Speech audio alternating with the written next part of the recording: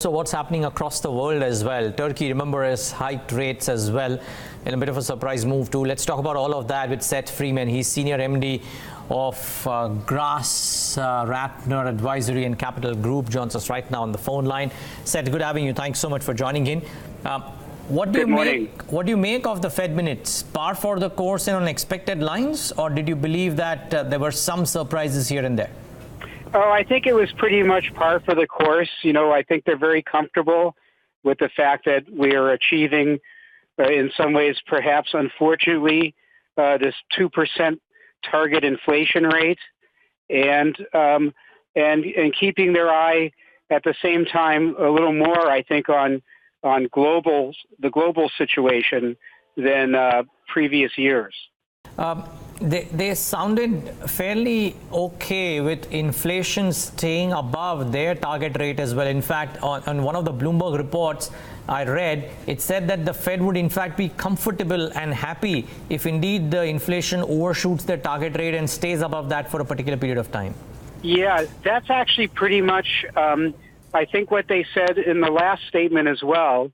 And I think that's sort of a guidance point. And why I think a lot of economists believe we're still looking at only 3 increases this year.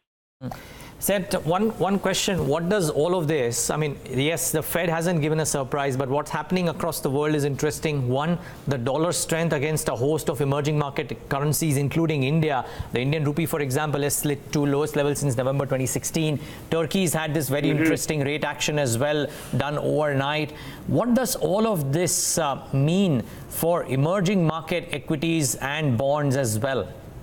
Well, I think for those countries that are net oil importers like India, that there's going to be quite a lot of impact between the rise in oil prices and the strengthening of the dollar.